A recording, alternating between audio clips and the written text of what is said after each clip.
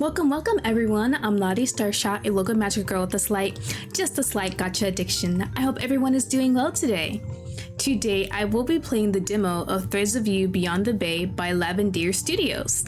Beyond the Bay is a visual novel of love, friendship, and the life that invites you to explore 7 different routes, each offering a unique outcome on the story. I believe I first saw this game on Twitter and the art immediately grabbed my attention. It is so gorgeous and all the men definitely hit all of my favorite points. So I'm very excited to try this out. First thing is first. The UI of this game is gorgeous. My head's kind of in the way, but yeah, look, when you click on settings, everything moves so pretty. Just look at it, and the little cursor is a popsicle because we're at the beach, I'm assuming. And everything just looks really nice, honestly. And you can choose your pronouns. I made sure to do that for me. And the little return is like a little postcard stamp. So yeah, we're gonna go ahead and start. Ooh, kind of loud. I think that's fine. Ooh, wait, that's actually cute how you have your name, like when you're writing in the sand. My name is, oh wait, do I just, oh, ooh. All right, I like that. And enter. There we go. Character creation. All right, give me a sec, y'all. That's gonna take me a while. So there we are. We look pretty cute. And I like all the different options they give you. All right, Saturday. As you cruise down a deserted road, a gentle breeze caresses your face through an open window. The occasional jolt of the car unsettles you. However, you quickly dismiss it from your mind. Ooh, options. Wait, save? Is there a save already? Oh wait. Ooh, okay, so the UI is our phone, and I like that. So that's for settings. Ooh, save. All right. The UI and the way everything moves is gorgeous in this game. And I like how it has the day on the top, so it's Saturday and it's the afternoon. All right, let's see. You just finished your first year of college. You just finished your second year in college, your third or your last year. Let's do last year. You've been looking forward to this trip. You're grinding through college relentlessly and finally had the chance to go back home to visit family and friends as a surprise over the summer. You look down at your GPS, following the bright yellow line displayed on your screen. This wasn't a road you were completely familiar with, nor was it anywhere near the freeway. Though, stupidly, you were persuaded by a video on Wickwalk to reconnect with nature, and thought it'd be faster than sitting through traffic jams or turbulence. Okay, Lottie, just keep driving. It's probably nothing. You sigh to yourself and turn your radio up louder, hoping to drown your anxiety. I knew I should have just taken a plane. Ugh. This is the last time I'm listening to some random person on the internet. I don't think we should have been doing that at all, especially on Wickwalk of all places. Just as you mentally shake your fist at the Wickwalk you watched, your thoughts are abruptly interrupted by the stuttering of your car's engine. Metallic clattering comes from the hood of your car, making your eyes widen in alarm. What? Before you could fully process what was happening, the car let out its final breath, stopping dead in the middle of nowhere. You sit in silence for a few minutes before inhaling deeply and stepping out of the car to observe its exterior. Your eyes squint in annoyance as light smoke expels from the hood of your car. Shit. What am I supposed to do now? Feeling a lump build up in your throat, you sit by a nearby rock to recollect yourself. Okay, no biggie. I'm just lost in the middle of nowhere with no signal and no sign of life. I think that's where I'd freak out. Ugh. You bury your head deep into your hands and groan at the absurdity of the situation. No way, no way, no way. This cannot actually be happening. What is this? A bad 2000s and Adam Dertler movie? After what felt like an eternity under the scorching summer sun, the familiar growl of a well-functioning car catches your attention from a distance. Breathing a sigh of relief, you stand up and begin to wave frantically to grab the driver's attention. Please do not ignore us. The car slows down and parks nearby. The engine pauses momentarily as the driver's door swings open. First love interest? Maybe? A man emerges from the car, donning a deep green jacket and tousled brown hair. He looks at you with a curious gaze as he takes off his sunglasses to rest them on the collar of his shirt. Hello. Is everything all right? Do you need help? His voice too. Oh, save. We always make sure we save no matter what. I don't want to be rude. The dude pulled over for me. For all he know, I could be a murderer. Thank God you came. I was convinced I died out here. He laughs under his breath and dips his head slightly at you, taking a peek at your car. Oh, not auto. Auto off. He steps forward, examining your car and sighing lightly at the steam rising from your vehicle. His hand motions to the broken heap of a car, meeting your eyes for a quick second. I'm afraid that isn't going anywhere anytime soon. Might as well hop in with me and find shelter for the night. His hand taps the back of the car as he walks away. His hand gestures for you to follow. You hesitate as you only just met this man. He looks back at you for a moment before a light chuckle escapes his lips. Don't worry, you can trust me. He reaches into his pocket, taking a small golden medallion. Oh, okay. You give him an awkward smile as you make your way to his car. I guess he's somewhat trustworthy at least. The ride has been silent so far, but you didn't mind. The smell of sea salt pours in from the open pane, the cool wind combing through your hair. Your eyes close as you take in your surroundings. Enjoying the view? You open your eyes and turn to look at him. His hair was dancing along with the breeze coming from his window, the lighter strands in his hair glistening under the sun. Ooh. You purse your lips for a moment and shrug. I like how it's moving. It feels very natural. I guess it's all right. He lets out a small chuckle. You're a tough critic, aren't you? His lips curl into a playful smirk, and you can't help but smile back. Ooh, okay. Oh, it's like when I'm moving my head to look.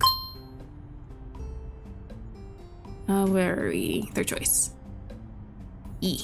Okay. Well, I have standards. Both of these seem kind of rude. Let's do that one. Well, I have standards when it comes to views. See, that doesn't seem too bad, I think. You sink deeper into the seat, getting yourself comfortable for the rest of the trip.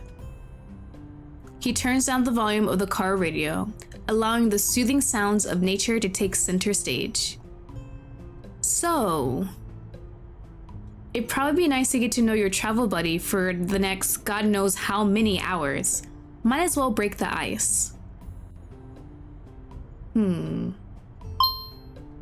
know, we did get in this car with this man and didn't really ask any questions. Yeah, where are we going? If you don't mind me asking, where are we headed? My town, Brine Bay. Ever heard of it? You think to yourself for a moment, racking your memory for any mention of Brine Bay. Nope, doesn't ring a bell. He nods to himself as you speak. I don't blame ya. We're not too well known. I promise you that you'll like your stay though. We've got great views. Actually, I'd like to ask you the same. What are you doing out here? Well, I was trying to visit home from college. I haven't been back for a while and was feeling a little homesick. Just my luck to have my car break down when I try though, right?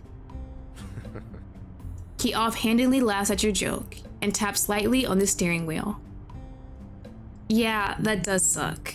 Hey, no worries. We'll get you back on the road in no time. He lets go of the wheel for a brief moment to give you a pat on the shoulder before focusing on driving again. Alright, ooh, we can ask another one. Okay, then. I think that's fine. We don't need to save again. How long have you been a sheriff? A good few years, actually. Probably as soon as I graduated. Not that I mind. I love this job. I get to help people, like you. End of the day, that's all that really matters to me. That's pretty nice. I guess so. I've never really seen myself doing anything else. He smiles to himself. I don't think I have anything else to ask him for now. His name? Wait a minute. It has little question marks for his name. We don't even know this man's name yet. A moment of silence lingers between the two of you before he abruptly breaks it. You weren't out there for too long, were you? Save. Wait, do I technically need a save since it's the demo? Yeah, I think it's better to save. Well, it felt like forever, but I guess it wasn't that bad. I'm just relieved you showed up when you did. He smiles and nods in response, his eyes glued on the outstretched road ahead. Jane, by the way. Ah, there you go. You turn to face him, head tilted in confusion. He takes notice of your lack of response and turns to look at you. My name, it's Jane. Alright, so we got a name. Your mouth opens briefly before forming a silent O. I'm Lottie. Lottie, that's a nice name. He shoots you a gentle smile before adjusting his eyes back on the road. You turn back to the open window, taking in the view once more. The lull of the engine paired with the heavy crashing of the ocean waves began to take over your thoughts, making your eyelids grow heavier by the minute. No offense, I'm glad he's helping us out, but I'd still be very wary to sleep in a car with a strange man. Before you knew it, you were dead asleep. Exhaustion from the long day of driving mixed with stress finally took over. Your eyes struggled to blink open as the sun shyly peeked over the clouds. Its beams greeted you ever so lovingly, the warmth creating a gentle blanket over you. You lift yourself off of the car door, stretching the sleepiness away. Your eyes eventually find Gene, his hand having a firm grip on the wheel and head turned towards you. Morning there, sleepyhead. You're awake just in time. His head gestures ahead of the car. Your gaze follows his cue to a small, old-fashioned building. The car comes to a rolling stop into a makeshift parking lot. Gene's deep voice pulls you out of your thoughts. This right here is Corral Inn, a hostel. You can stay here for the night. And don't worry about the pay. I cover the night for you. It's the least I could do, considering the day you had. If you walk inside, just a little to your right should be the front desk. Just explain your situation and my buddy Dante will set you all up. That is honestly very nice of this man. Alright, thank you so much for your help. I'd seriously be screwed if you didn't show up. He gives you a warm smile. It's no problem at all. Just glad to lend a hand. You give him a smile back and gather your belongings from his backseat. Oh. Before I forget about your car, there's only one mechanic around here and his name is Kai. Take my number and I'll send you his address. You type his number into your contacts and give him your sincere thanks once again. The two of you wave goodbye as you shut the door behind you. He pulls out of the parking lot, leaving you to brave the hostel on your own. Hostel? Is it hostel or hostel? You stand in the open for a moment, breathing in deeply. The earthy smell of nearby plants mingled with the damp industrial material of the buildings helps you get a hold of your new surroundings. Alright, let's save. Ooh, the little charm, I didn't notice before. So we'll save, and I wanna, definitely should have done this before. Explore the phone. So we have his contacts, let's see. Unavailable, okay. Wait, how do I? Oh, I'm blind. There is something there I didn't even see. It's the okay right here. Main menu? No, do not return. We're good. Gallery, nothing. Okay, so all this stuff probably will be there when they update the game. So we have relationships, we have Gene, and we don't have anything for him yet. Okay, there you go. Let's do we grew up in a city.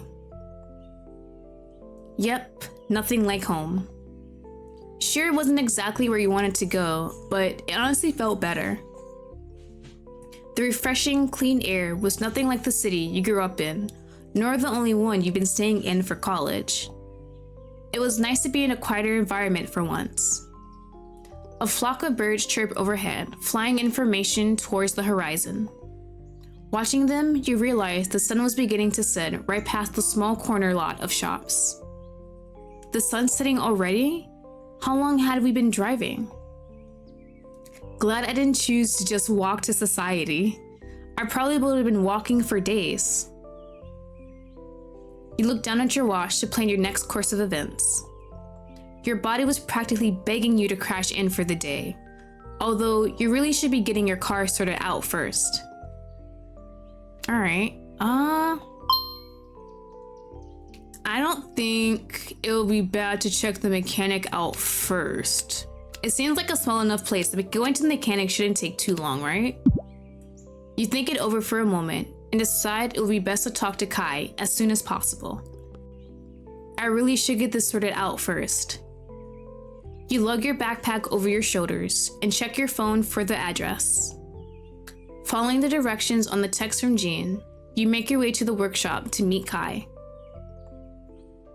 As you approach closer, the sound of clanking tools paired by machinery fills your ears, the faint aroma of grease and oil growing more noticeable with each step. The large, car-filled building seemed vacant, except for a figure bent over, peering into the hood of a car. Kai? You call out to no response. The hum of the car was overpowering your voice. Kai? Ooh, hello, sir. You call out a little louder. The figure finally stood up and turned to face you. A large grin was plastered on his face as he rubbed dirt and grease off with his forearm, hands still clasping a wrench. Well, you must be new here. Before you could open your mouth to reply, he quickly cuts you off with a broad grin. And trust me, I remember a face as pretty as yours. Oh, okay, he's a flirt. Okay, sir. He winks a little and leans back against the car, grabbing a nearby cloth to clean his wrench and hands. To what do I owe the pleasure? His tone lingered, prompting you to introduce yourself. I'm Lottie. I was actually headed west until my car broke down near the forest. That's on me, I guess. I should have gotten my car checked out a good while ago. You look down to your shoes, fidgeting them against each other. Luckily, Jean found me and brought me here so that you can help me fix my car.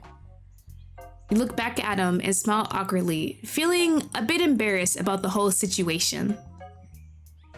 He let out a short laugh and nodded before putting his wrench down. Well, that won't be much of a problem. I'll head there with Jean later in the day. Although, I do have to warn you, it's going to take a good while to fix it, especially if you're not from here. The spare parts here are pretty dated, and so are our cars, so it might take a while. Your worry must have been visible because he pushed himself off the car immediately and defensively threw his hands up with open palms. No, don't worry, you can trust me. My family has been working on cars since this town was founded. I promise to get it working as soon as humanely possible. He pats your shoulder lightly and gives you a warm smile. You can give me your number and I'll keep you updated on things. All right. So we have that situated.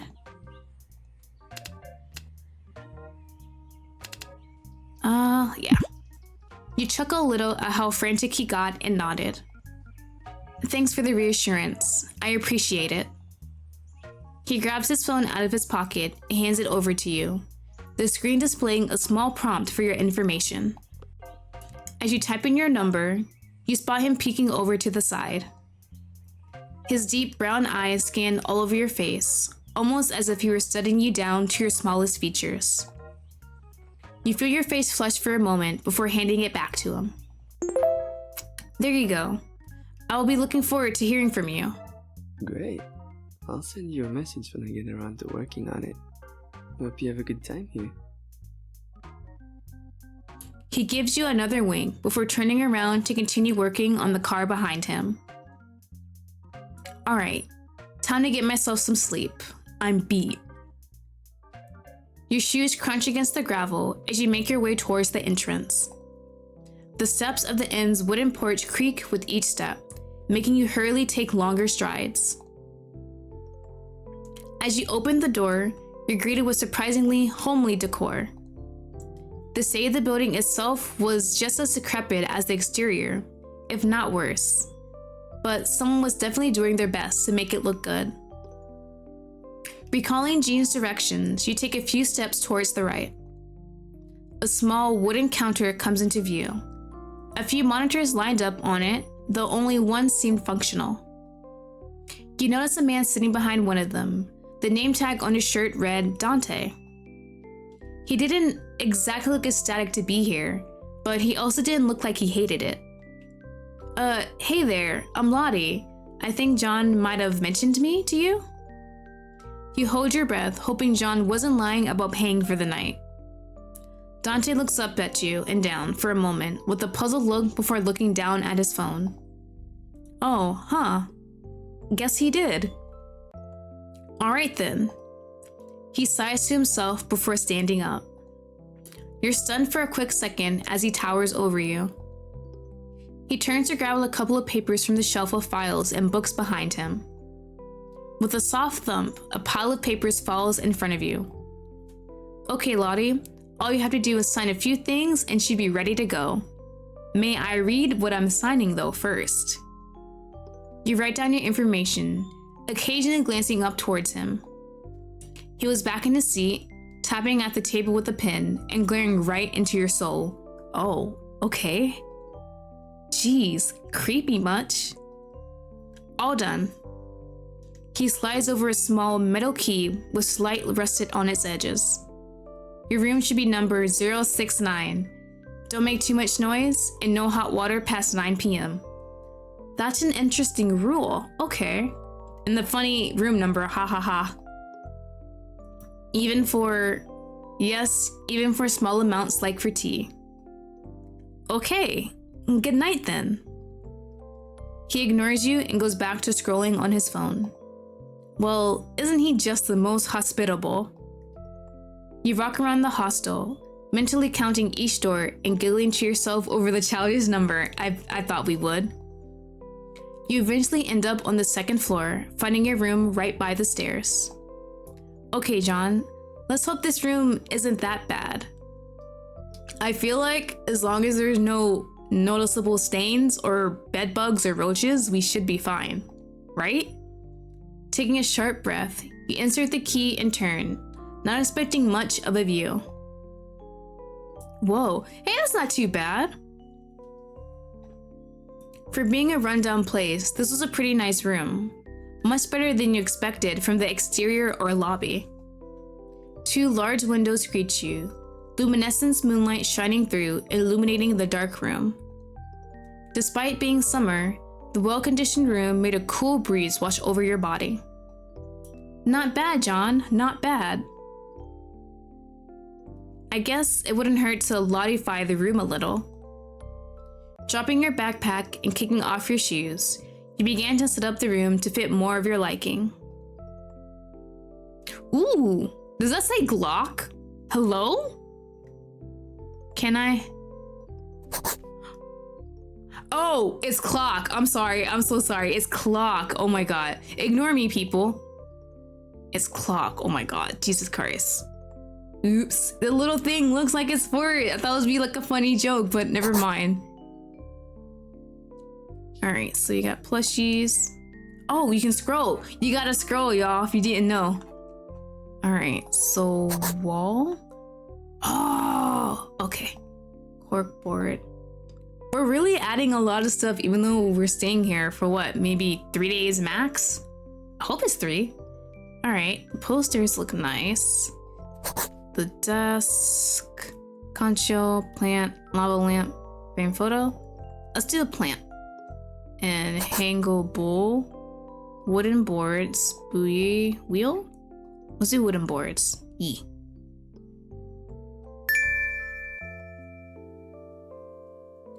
On second thought, never mind. It's a bit weird to decorate a place I won't really be living in for long. You change out of your clothes before falling onto the comfort of the bed. Your body melts into the mattress, and you quietly thank John for being generous enough to rent you a room. This beats the car any day. Thoughts about ways to repay him linger as you're suited to sleep by the night's embrace. Hey, first day. It is now. Wait, did we contact our family? We're in a place with like reception and everything, right? Your eyes gently flutter open to the sight of the hostel room slightly glazed with the warm sunrise glow. You raise your body slowly and stretch, feeling much better than you did the day prior. Hopping off the bed, you take small steps into the bathroom and get yourself ready for the day ahead. Thankfully, the hostel was kind enough to include toiletries and fresh towels. Much better. Taking one last look at yourself in the mirror, you gather your essentials and leave the room. As you step into the lobby, you're met with Dante's grouchy face. He sits behind the desk with his legs up and a magazine in hand. Good morning, Dante. He gives you a quick glance before placing his attention back to the magazine. Good morning, Lottie. Well, at least he's nice in that way. Did you get a good night's rest? Despite asking, you could tell it was more of an automated response for good customer service than genuine curiosity.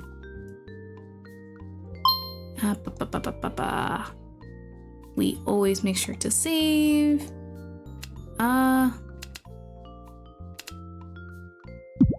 Yeah, I did actually. Thank you for asking. I was wondering if there's anywhere nearby I might be able to get a bite. I'm pretty hungry. I haven't really had anything but trail mix. There's a diner not too far from here. Just walk down the road and you run into it, I'm sure. He reaches under his desk and pulls out a pamphlet, holding it out for you. Thanks, man. While I'm here, could I know how much it'll cost me for another night here? You reach your hands into your pocket for your wallet. About 70, no more, no less. You freeze. You aren't broke, but you definitely don't have enough money to pay 70 a night. Yeah, we're a college student, so I guess we're kind of towing the line with how much money we have. Plus, there is still the cost of whatever repairs needed to be done on your car. Okay, so we're staying here because our car broke down and we were supposed to meet up with some family. It was supposed to be a surprise, but I feel like at this point, we should be telling our family, hey, we kind of broke down and we need some money for car repairs and a hotel stay at least. I'm not sure if I can afford that, actually. I might have to find somewhere else to crash. Dante sighs. Look, there's no other place you can stay. It's a small town, kid. It's either pay up or get comfy on the streets. Thank you for the sympathy. You shuffle uncomfortably hearing this. You really don't like the idea of sleeping outside, but you seriously don't have enough money for another night. Dante clears his throat to get your attention. You didn't even realize you were completely zoned out. He gives you a piteous sigh and looks up at you, putting his magazine down on the desk. I'm not sure if you'll be up for it, but I heard from word of mouth that the diner I mentioned was hiring. Could be a long shot, but it's the best chance you have right now. And since you're a friend of John's, I guess I can lower it to 50 a night. You good with that? You tap your fingers impatiently on the counter. We have no other choice. You aren't sure about getting a job in a town you don't even plan to stay long in, especially during a time that was supposed to be a vacation of sorts. Though, after weighing out your other options, working for a while compared to being homeless in an unfamiliar place doesn't seem bad at all. Alright. I'll keep that in mind when I grab a bite. Thanks again. He gives you a cordial nod before leaning back into his chair to continue reading his magazine. You walk around the town, a pamphlet in hand and a goal to fulfill: the diner. Where is the diner? As you scan your surroundings for the diner, you see a disheveled, red-haired man struggling with the heavy load of paint canisters in his arms. His grip falters ever so often, and the cans threaten to slip from his arms and crash to the ground. We help him out. We use every chance we can get to interact with these characters. Running over, you brace yourself against the heavy wooden frame door and shove it open with your back. The scent of old parchment and pine immediately hits your face as soon as you open the door. It's comforting, nostalgic almost. The man gives you a quick thanks and rushes in, disappearing behind a curtain at the back of the store. Your eyes wander around the building you had entered and notice the wooden shelves lining the walls stacked with books. Some look old and worn, while others look new and untouched.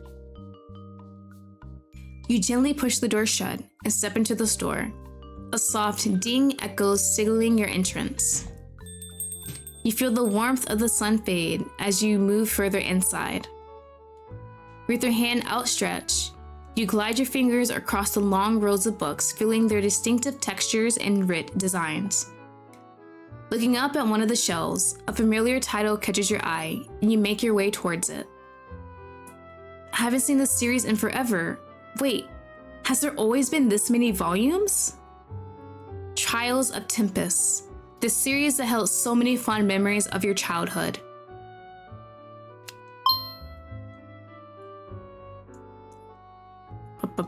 We save. You hate reading, but this was one exception. You love reading, this one your favorite. This one.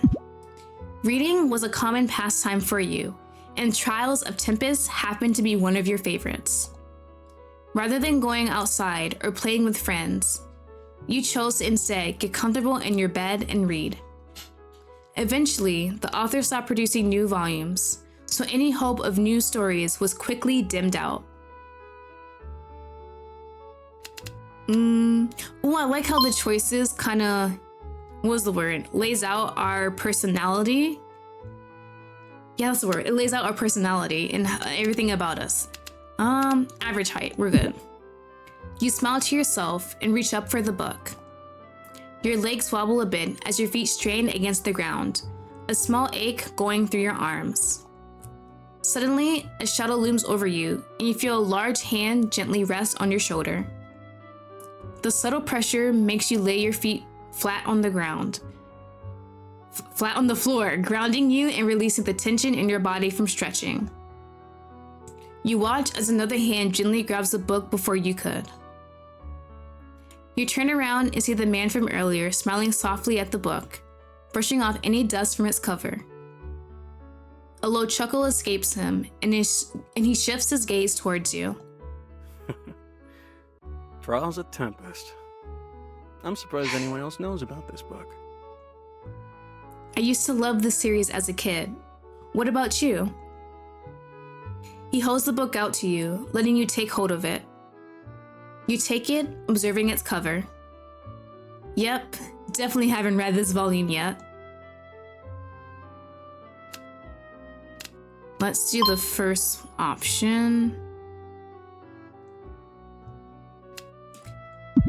Me too, but I've never seen this one before. Ooh, he's a cutie too. This is a special copy, actually. I bet you thought it ended at Journey to the Storm God, right? You nodded. That was the last volume released before the author stated publicly that he was too old to continue the series. The author actually used to live in this town. He read out a few more stories and kept them in this very shop. He looked back down at the book. There were more, and the author was from here? You certainly didn't expect that when your car broke down on some random road. Hey. How about for helping me out earlier, I'll lend you the books. You can take this one with you. Just come back for the next few volumes. Lend? He takes notice of your confused expression and chuckles again. I work here, don't worry. I might look rough, but trust me, I'm not a fan of breaking and entering. And the story isn't that popular anyways. No one would notice if they weren't in stock. Plus, you're new, right? Dante mentioned we had a new face in town. We don't have much except for this one cool thing, so I want to give you something from our little corner of the world to remember. You smile and put the book in your backpack. Thank you, I'll take care of it. He takes notice of the pamphlet you had in hand. Oh, were you looking for Cup of Joe Mama? Cup of Joe Mama, are you serious? Yes, actually. Dante said it was just down the road, but I can't find it anywhere. That's an awesome name, honestly. Cup of Joe Mama. Oh my god. Down the road? It's literally on the other side of town. In fact, any further from here and you'd be at the beach. So, was Dante lying, or he does not know where this is? You pause for a moment and mentally facepalm yourself. Dante never specified which direction to go, and you had ended up going the wrong way. He stifles his laugh with his hand and shakes his head. Classic Dante. Man, he's an asshole. You can't help but laugh along. It was sort of comforting to hear that. It just meant that Dante was rude to everyone and not just you. Truthfully, you're starting to feel like he had a personal vendetta against you. Alright. So he's an asshole to everyone, so that's fine. I want to get to know him, even though I don't even know his name. So, may I ask what the paints were for? Oh. Just a little something I've been trying to work on. It's nothing too big. His lips curl into a strained smile, the dimples on his cheeks becoming more noticeable. Alright. Oh, I don't need to save for this part, it's good. You seem to know him pretty well. Are you and Dante friends? Something like that. He knew my old boss, so I guess we're more acquaintances? He usually comes over for new magazines, or just books for the hostel lobby. Ah, I see. I guess I should get going now. Any longer, and my stomach might burst. Well, I'm going to go to the diner before I miss out on breakfast. Thanks again for the book. No problem. He pauses for a moment. Lottie. Lottie, no problem, Lottie. Andrew, by the way. It's nice to meet you. Alright, so we got another one. Nice to meet you too, Andrew. I'll see you around. You give him a smile and wave goodbye as you leave the bookstore. So, the diner is on the other side of town. God, kill me now. Following Andrew's advice, there it was. The words Cup of Joe Mama plastered not only on the sign above, but also hand-painted on the window. Your stomach grumbles the second you lay eyes on it. This is your sign to make a break for it. You open the door, immediately hit with the sweet smell of roasted coffee beans and greasy bacon. How cozy. You make a beeline to a booth. Ringing the small steel ball on the table, you take a look around. The place is filled with families of all sizes, though you can only see one waiter. He seems to have his full attention on the cash register.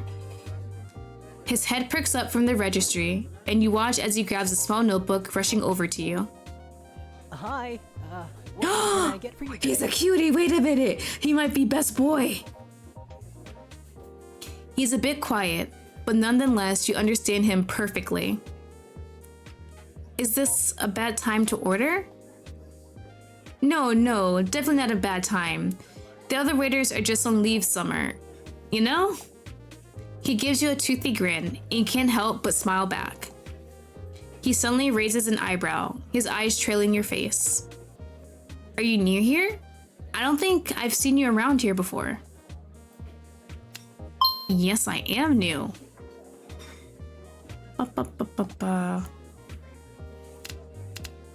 Oh, yeah, I am. My car broke down, so I'll be here until that gets fixed. Oh no, I'm so sorry to hear that. Well, no problem. My good friend Kai can get that all sorted out for you, I'm sure.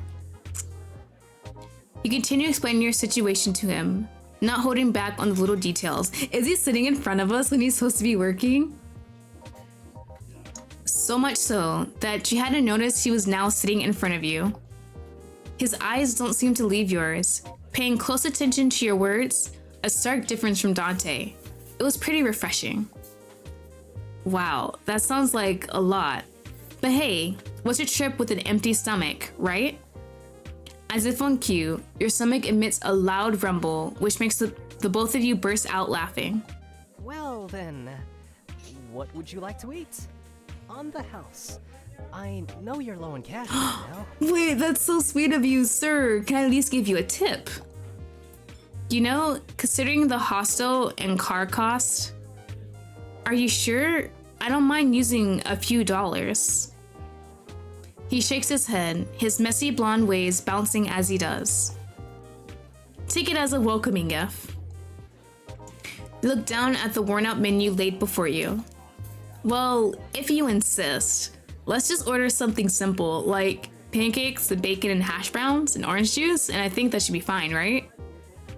I'll get... Oh, we get to choose!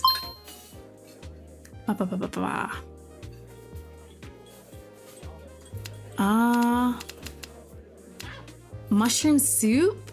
Ew? Freaking beans on toast, seriously? I'm gonna do pancakes. I don't like eggs, so I'm not gonna do that. Yeah, let's do pancakes. We can get toppings? Strawberry syrup, cream, fresh berries, maple syrup, caramel syrup, whipped cream? Ooh, any other toppings? Whipped cream, fresh fruit? Wait, do we just keep on choosing? Or is there just one?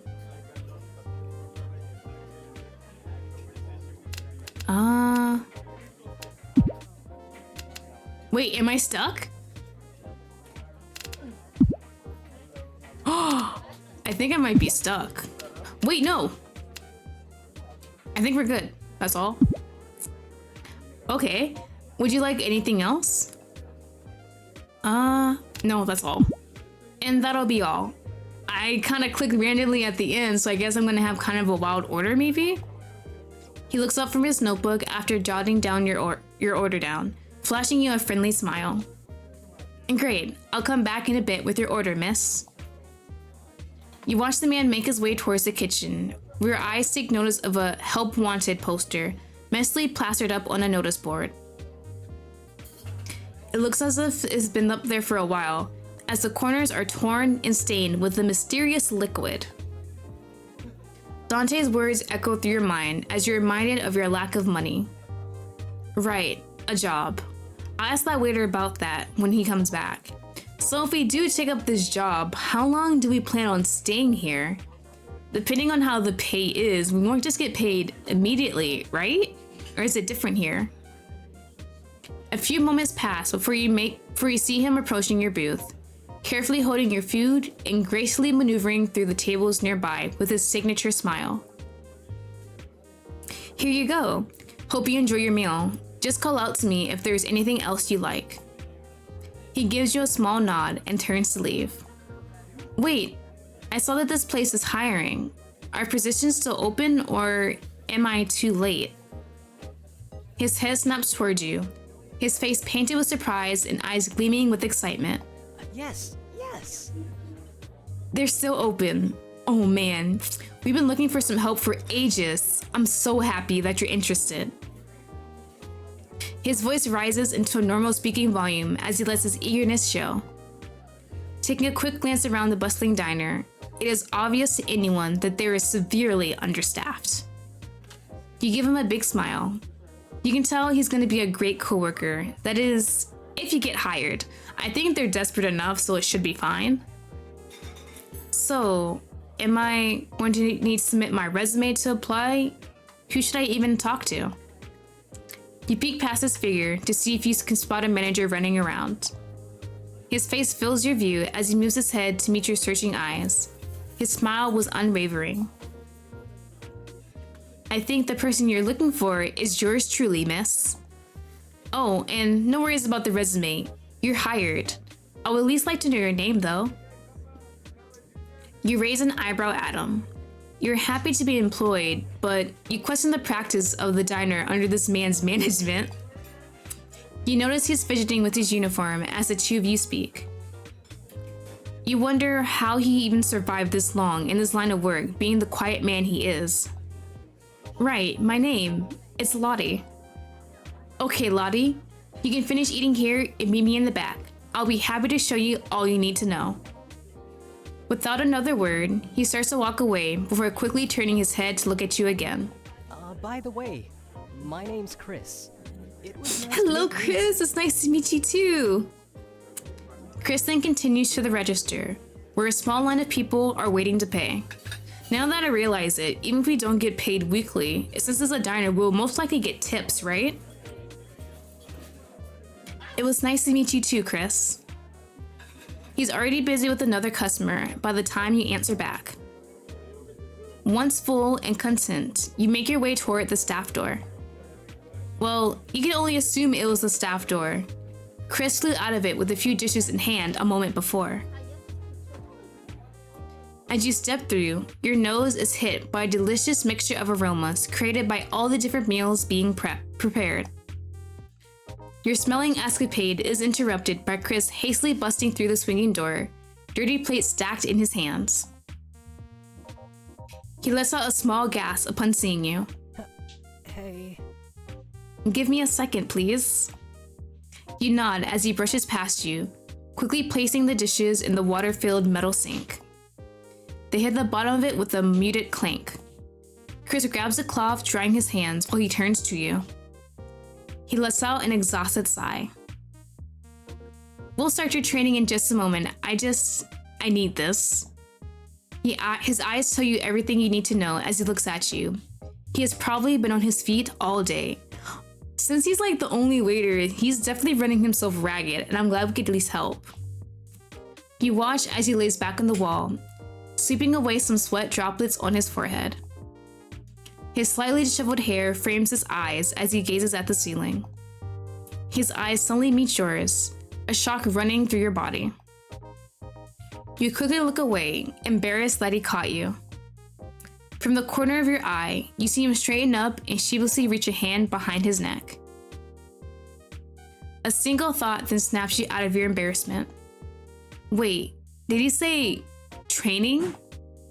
Hold on, we're starting our training now? Are you sure this is the best time?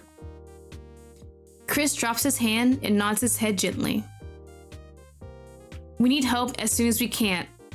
This summer has been one of our busiest, so I would love if I could work with you right away. If that's okay with you, of course. His eyes wander away, and his voice trails off into a faint whisper towards the end of the sentence. I mean, yeah, that's fine, honestly. I don't really have much to do until they fix my car up, so... Yeah, of course that's okay with me. I'm glad to be able to help you out. I can't leave you in your time of need. You give him a reassuring smile and place your hands on your hips, excited to lend a hand to your newfound friend. Alright then, teach me your ways. Time seems to fly, with only a couple minutes of your shift remaining. You paid careful attention to any upcoming orders. Now's not the time to be making any mistakes. It can hinder your chance to leave early. You peer out the serving hatch towards Chris, preparing yourself to cook like your heart depended on it. Last couple of minutes, we can do this. The familiar bell of the door rings and you quickly fix your eyes towards the entrance. Instead of a small family or elderly person like you've seen all day, a young man walks in. He looks probably in his early 30s. His sleek, long blonde hair framed his face. His captivating eyes made it almost hard for you to look away. You feel like you've seen him somewhere, but you can't quite put your finger on it. All that to say, he didn't look the most approachable. He looked around with a slight scowl, seemingly prepared to book it. Your eyes briefly meet, and you can almost swear he gave you a half smile before finding a booth to be seated in. He doesn't look like one of the town folk at all. Could he be another visitor? You turn to look at Chris, who seems to be just as puzzled as you are. He shrugs at you and clutches his small notepad, making his way over to the man. You aren't sure if it's because he's tired or not, but Chris's usual upbeat manner for new customers looked diminished. Welcome to Couple Joe Mama. What can I get for you today? Since you started working with Chris, you notice a pattern with him. At first, he'd stick with his usual script of asking someone what they wanted, but if the customer went off script and asked something he wasn't used to hearing, he'd falter. Ooh. Can I get the omelette? Hello, sir.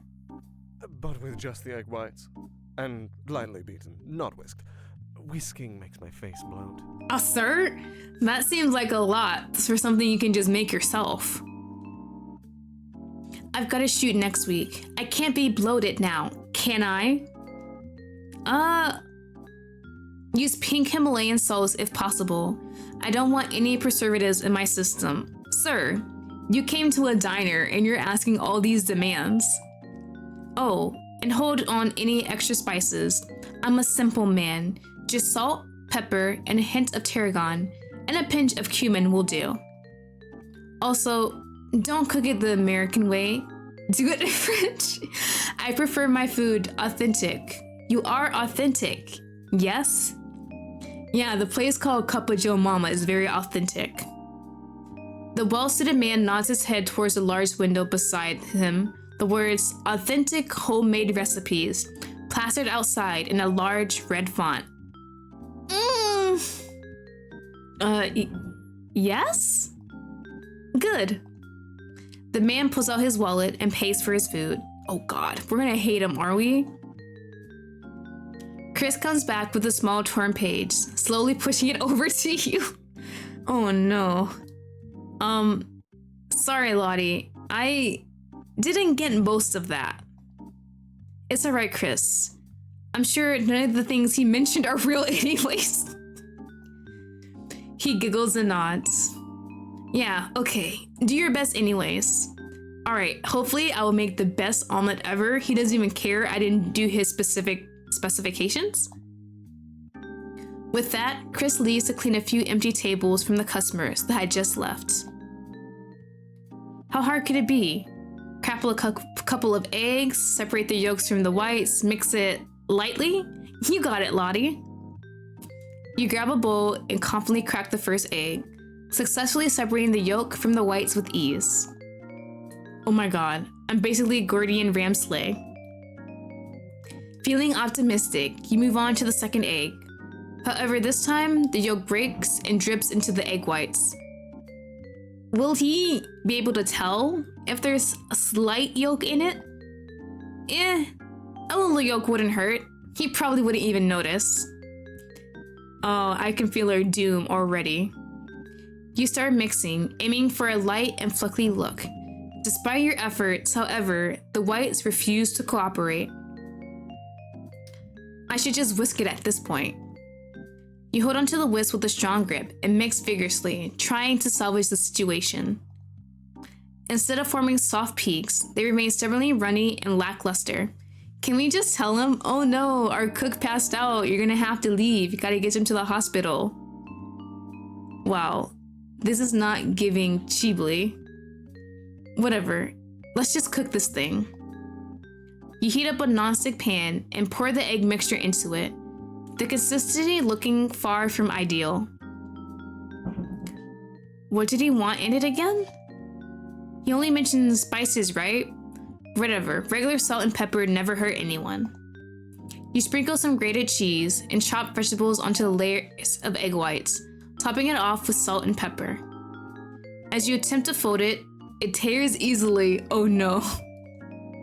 You manage to patch it up as best as you can, but it's clear that this is not the Pinterest-worthy egg white omelet you had envisioned.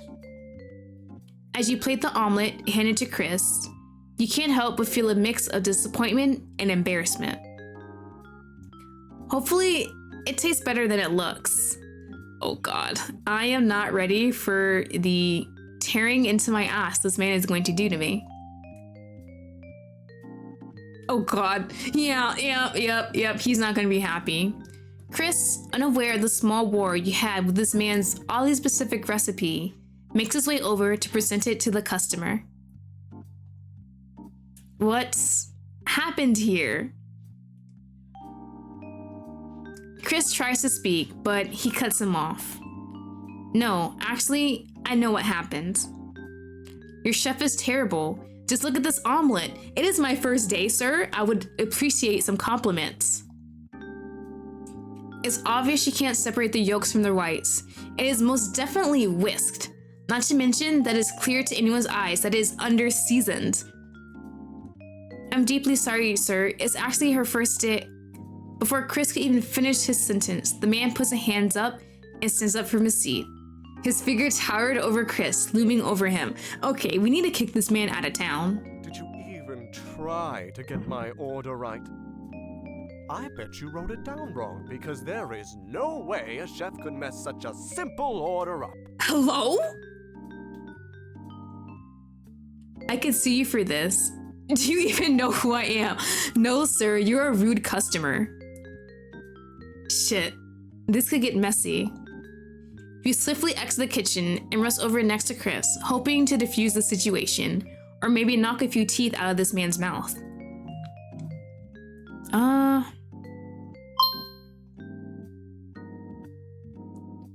And we save like always. Immediately take the blame and offer to make another or defend him. It was us! It was us! Sir, this isn't his fault. It's mine. I was the one in the kitchen. The customer takes a moment to gloss over your figure. I can try to make another one if you like. Properly this time. Ugh. He rolls his eyes and sits back down, pushing the plate back towards you and Chris. Hell no! No need. You sigh quietly of relief as the tension eases up. Is he gonna leave a horrible review? You exchange a nervous glance with Chris, grateful that the situation didn't escalate further. Could you at least try it? The man leans back into the booth, still eyeing you with a playful smirk on his face. Wait a minute. Hold on now. Wasn't he just mad at us? I don't trust that. I don't trust that. What's he playing at? I'll most definitely be back another time, and you'll have a chance to redeem yourself. Oh god, no. Please do not come back. Despite his somewhat playful response, his tone still tinged with mild annoyance. You cannot help but chuckle nervously. I'm getting mixed signals from him. I promise that you won't be disappointed. Chris, trying to diffuse any remaining tension, chimes in. Yeah, you know how it is with new recipes, right? Sometimes it takes a bit of practice to get them just right. Well, no. I don't know how it is with new recipes. I have enough to deal with day to day, so I have a personal chef. Of course you do. Oh?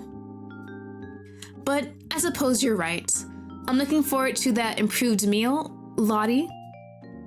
You're about to ask how we knew your name, but you recalled your makeshift "Hi, my name is" sticker on your apron. Well, if you don't already know, I'm Wyatt. Here's my business card. I'll get going now. My appetite is ruined and I have important matters to tend to. Till next time, Lottie. Wyatt slides over his business card with a quick wink before getting back up and leaving the diner, making sure to nudge Chris on his way out. Is he kind of like a womanizer, maybe? You pick up the card for the information on the jerk. Wyatt Quinn Q, CEO of YQR Soft? Wait, YQR Soft? Now it made sense. His eyes. Not only is he a genius, but he's extremely popular due to his pretty eyes. He's a hit in the modeling scene. You recall a couple of your friends fangirling over him, actually. Hey, Lottie. Chris' gentle voice takes you out of your thoughts, and you turn to look at him. Are you okay? I'm sorry about all of that. We don't usually have customers like him. He looks down to the floor and plays with his sleeves awkwardly. You playfully flex your arm, making him smile a little. Well, besides that, your first shift is officially over. Here's your pay. He hands you a wad of cash from out of his pocket, his sad demeanor seemingly disappearing into thin air. Money! Thank you. Are you heading off too as well? Chris gives you a strange chuckle and shakes his head. Oh no. I wish. I still got lunch and dinner services to look after. Was it just breakfast service? I thought we worked here the whole day. Plus, our other chef doesn't come in until around 7 p.m.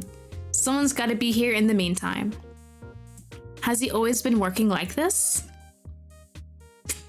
Is it even legal for someone to be working this much? Not wanting to question more of his unhealthy work ethic, you simply nod and go into the locker room to gather your belongings, ready to head off. Hey. 1 second, before you go. My number. You should take it so I can talk to you about shifts or anything. Oh, right. You both exchange contact information, and you leave the kitchen, waving goodbye to Chris as you leave. Alright, I want to check. Where is it? Here? Hey, I think we're just missing 2 more people.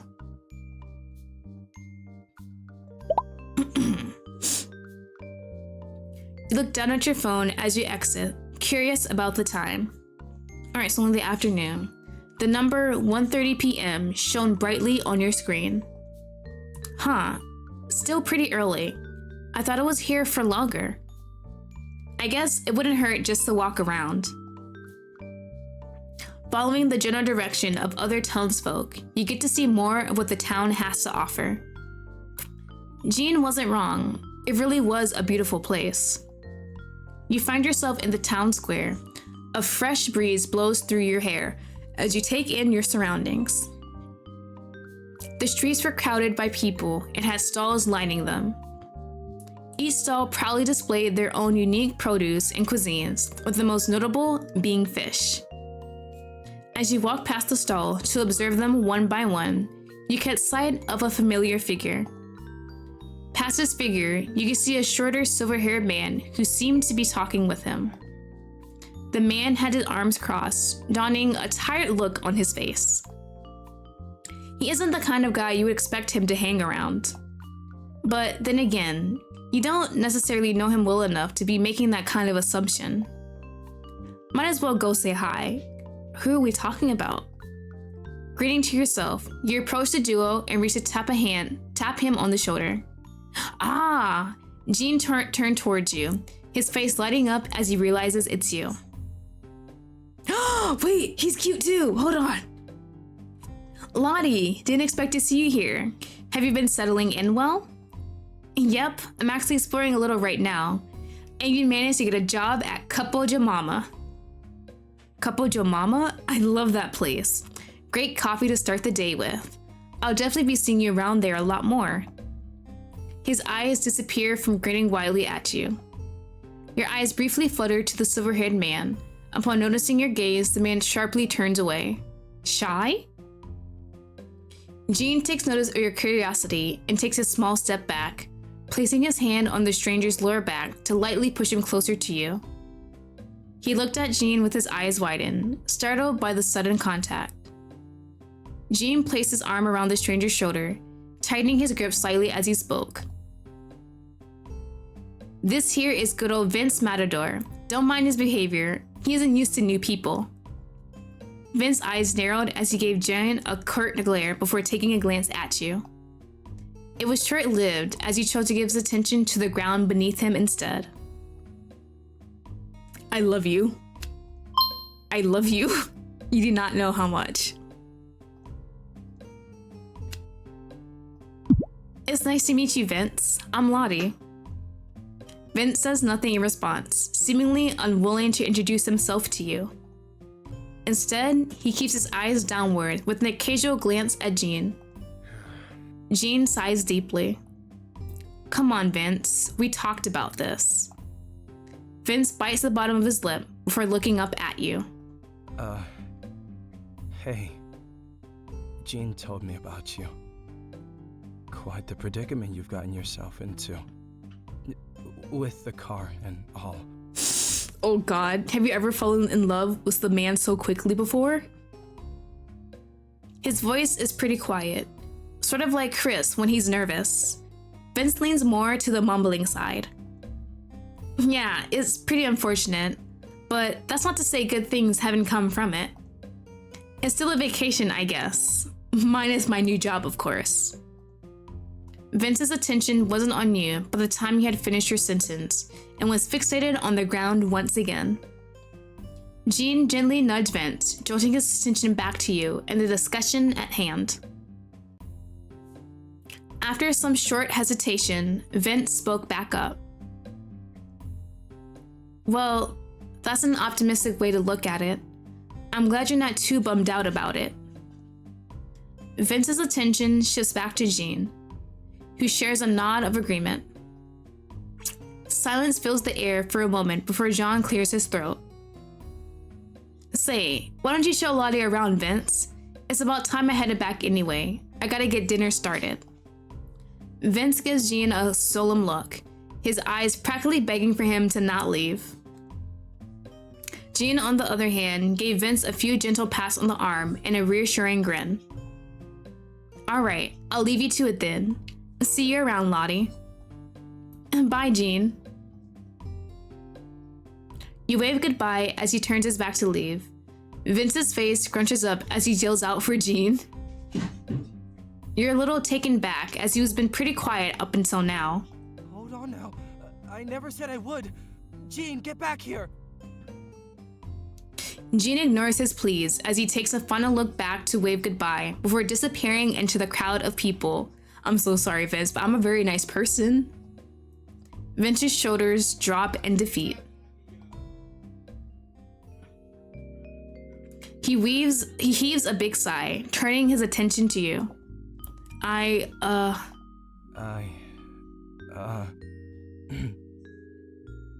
guess I could try to show you around. Unless you've already got plans. He looks down to his thumbs, which had been twiddling awkwardly for the past few minutes. He doesn't look entirely convinced to walk you around.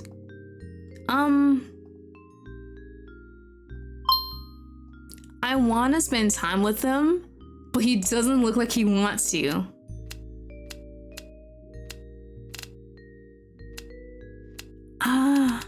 No, I want to be with him, but I don't want him to feel all pressured. This is Lena. Reluctantly agree or refuse for his sake. What does refuse for his sake do?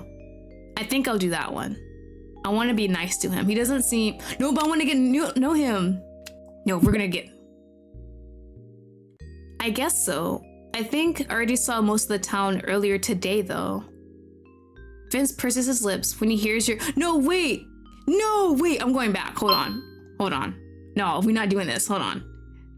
I didn't think it would be like that. We're going back. Wait, no overwrite. Hold on. How do I return type screen? E. We're gonna redo that one. We're gonna redo that one. Continue. We're gonna redo that one. Yeah, sure. Why not? I don't have much else to do but sleep anyway. This is a better use of my time. Vince seems almost disappointed when you say yes. His shoulders dropping as he exhales. I'm so sorry, but I want to spend time with you. Didn't he ask me though? What's with the attitude? Let's get on with it then. Oh no. Vince's words sound half-hearted. You begin to wonder if this was the right decision as both of you begin to walk. It's hard for you at first to get used to the uncomfortable silence between you and Vince, but you eventually don't mind it. You've done more than enough talking today with the whole Wyatt situation, so the silence was more than welcome. Vince keeps his eyes glued to the ground, his hands fidgeting with the various bracelets on his arm. So, your voice trails off, and you clear your throat nervously, struggling to find the right words. We gotta be nice. I don't want bad silence. I at least want to show I appreciate him helping. Hey, Vince. You speak gently, trying once again to break the ice. I really appreciate you for taking the time out of your day to show me around. I know it must suck to be forced to hang out with a total stranger, but it's really nice of you.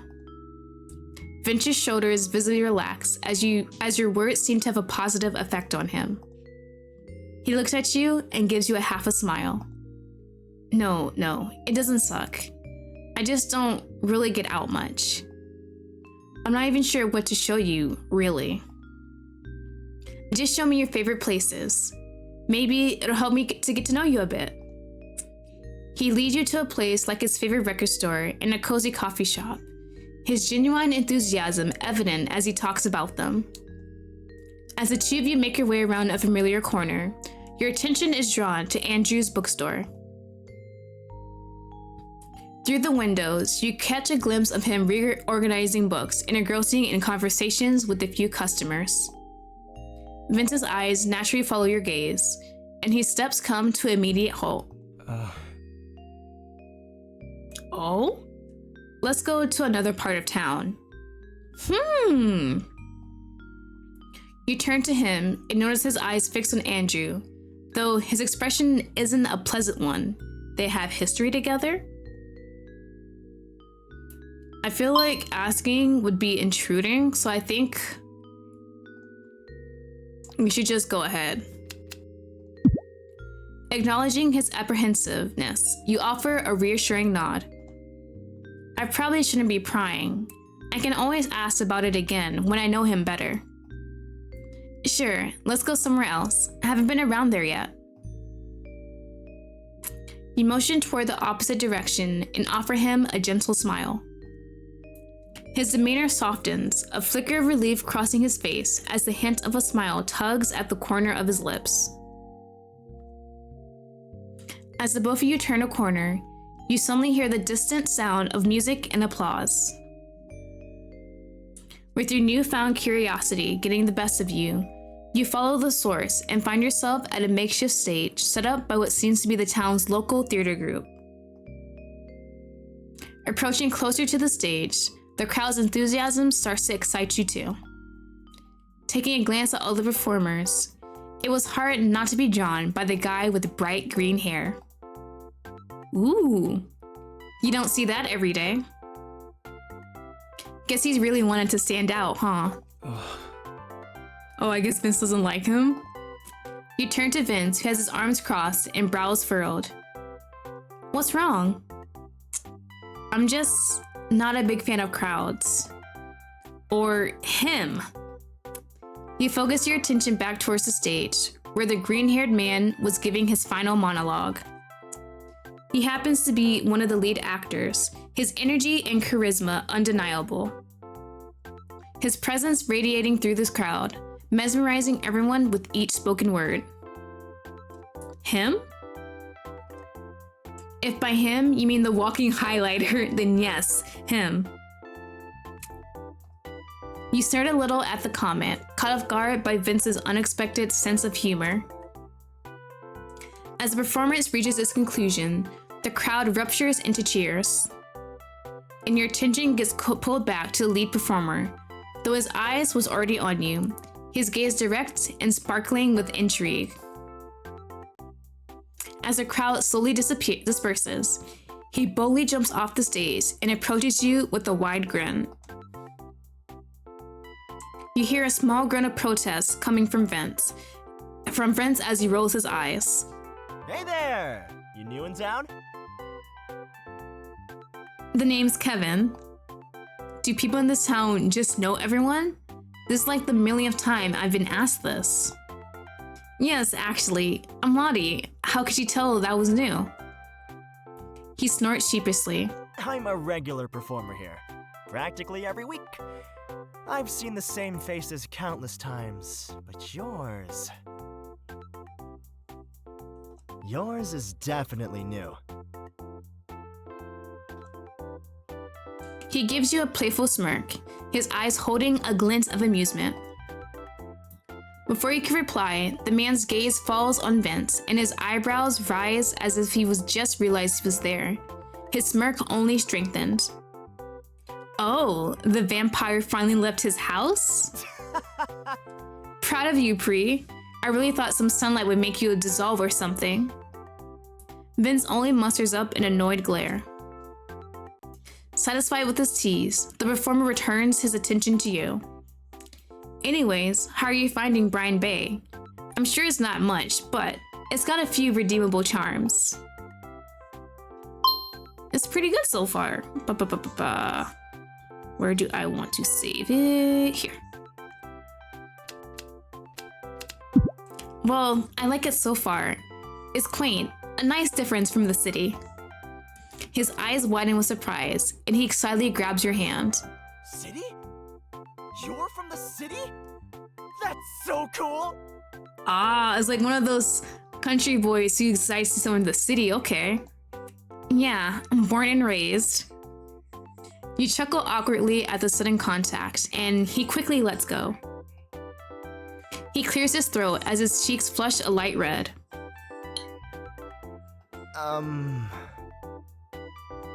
Sorry, I've always wanted to go to the city. You let out a soft, amused laugh. No worries, I understand. Well, so, what do you think about my performance? Is it anything like the actors from Paragon Arts? Paragon Arts, probably the most prominent theater company you could think of. It comes as no surprise that he aspires to be like them. We're gonna praise him. We want this man happy.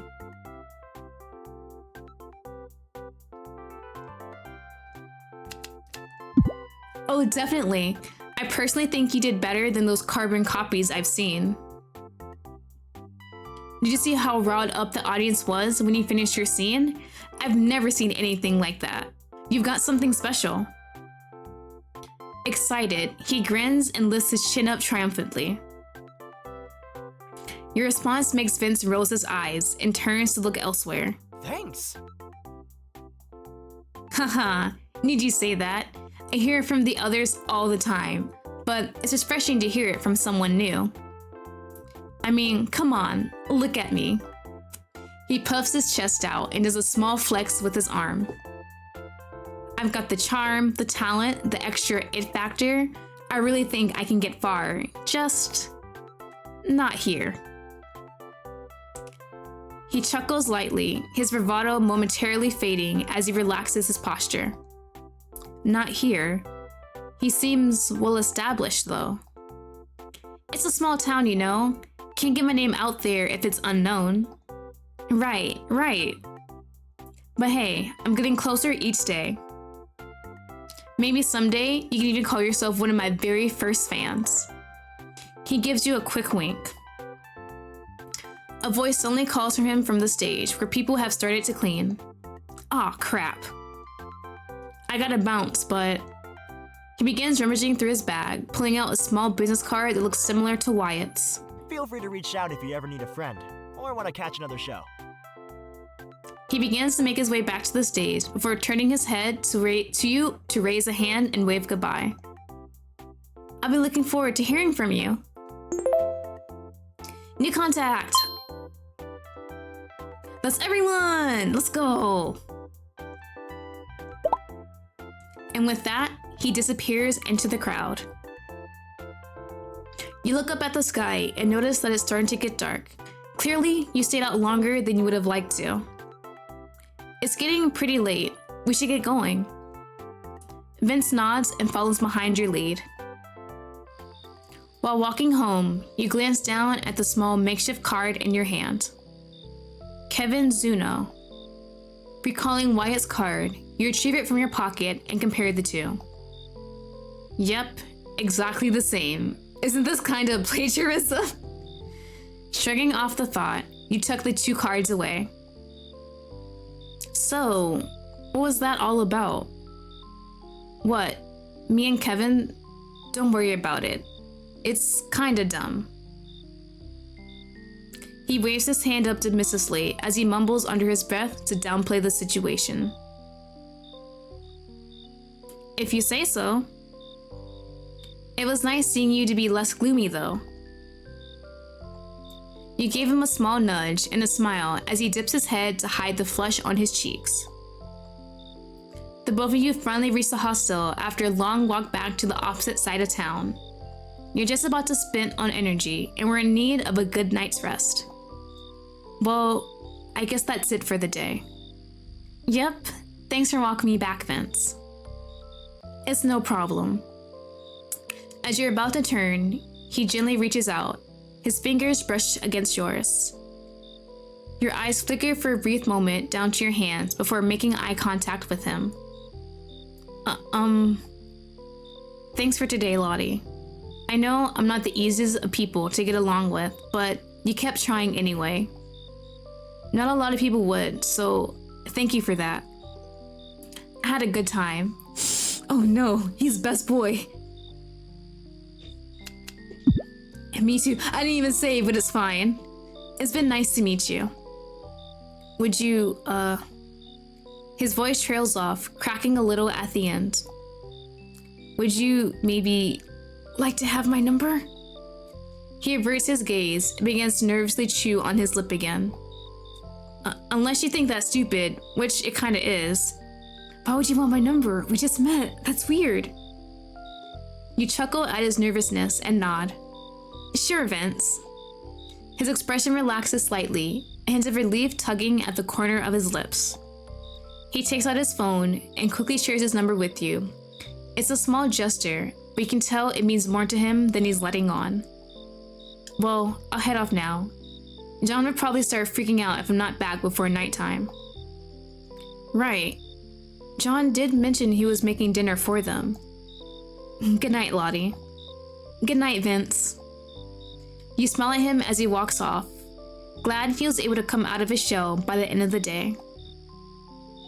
Upon entering your room, you waste no time shutting your clothes off by the entrance. A trail gets left behind as you rush into the bathroom for a well-deserved shower. You do your usual night routine and get into your comfiest set of pajamas. As you leave the bathroom, you gather your discarded clothing to clean when you get the chance. Hopefully, there's a dry cleaner nearby. You hop into the bed and wrap yourself up with a large blue comforter. Turning to your side, you grab your phone and begin scrolling through your list of new contacts. I wonder if anyone's free to talk right now. Or parents, I want to talk to Vince.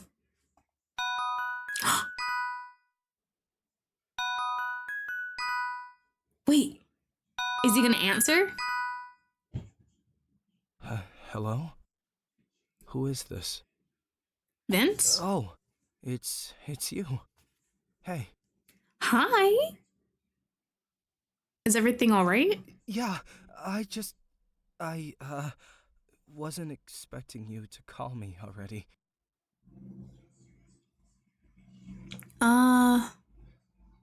No. I'm still making my way back. You are? Wanted to take a little detour. Walk around town a little longer. I'm glad we had this walk. It's been a while since I've gotten some fresh air, so it was nice getting to show you around. Aww. Thank you for taking the time to. I should be the one thanking you. I don't know a lot of people, so going out like this was a little out of my comfort zone. But, you know, kinda knew Gene would give me a huge lecture if I didn't. He's just looking out for me, I guess. I think I'll hang up for now. Again, thank you for today. Rest well. You too, Vince. Aww. As the two of you exchange your parting words, you press the end call button. Well, this wasn't exactly what I thought my holiday would be like, but I'm glad everyone I met has been nice so far. Feeling content, you plug your phone into the charger and gently shut your eyes, ready to doze off to sleep. I wonder how tomorrow will go. Yay, we did it! We got through the demo! Oh, let me stretch real quick. Oh, my back. Oh, Jesus.